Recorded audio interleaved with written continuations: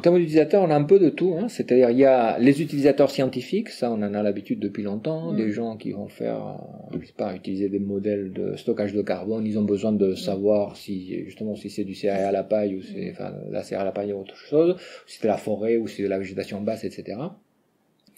Après, il y a des gens qui vont travailler sur l'aménagement urbain, par exemple. Eux, ils ont besoin de beaucoup plus de précision. Et justement là-dessus, pour l'instant, on n'est pas très bon. Et ça, voilà, sur les classes artificialisées, là, on continue à travailler pour améliorer les résultats.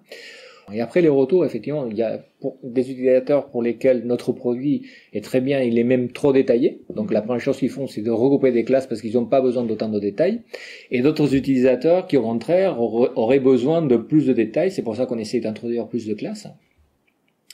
Et d'autres utilisateurs pour qui la mise à jour annuelle est largement suffisante, une carte tous les 5 ans ça leur suffit, et d'autres utilisateurs qui voudraient plusieurs cartes par an, parce qu'ils ont besoin de suivre les évolutions plus rapides. Donc pour nous c'est très important de recueillir ces retours des utilisateurs, parce que ça nous permet de réfléchir à comment améliorer le produit, tout en gardant une continuité avec ce qu'on a fait précédemment. Parce que ce qu'on voudrait pas, c'est que tous les ans, on change la spécification, le format du produit, et que les gens puissent pas, soient obligés de changer leur procédure. Après, il y a quelque chose sur laquelle on essaye aussi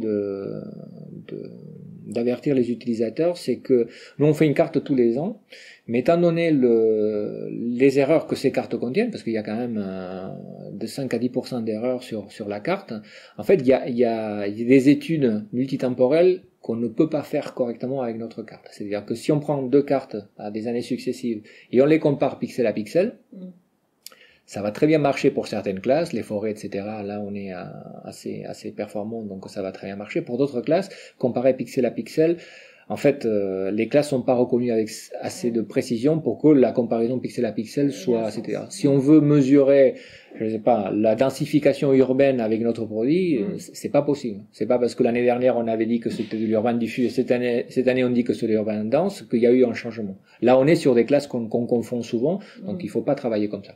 Après, le passage d'urbain à, je sais pas, d'agricole à urbain ou de forêt à urbain, là on est relativement performant, mais c'est pour ça aussi qu'on fournit la carte de confiance.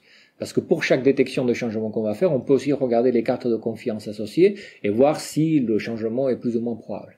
Donc ça, des usages plus avancés. Et là aussi, il faut qu'on travaille sur cet aspect multi-annuel pour voir ce qu'on peut faire pour avoir moins d'oscillations entre des cartes successives en termes des classes.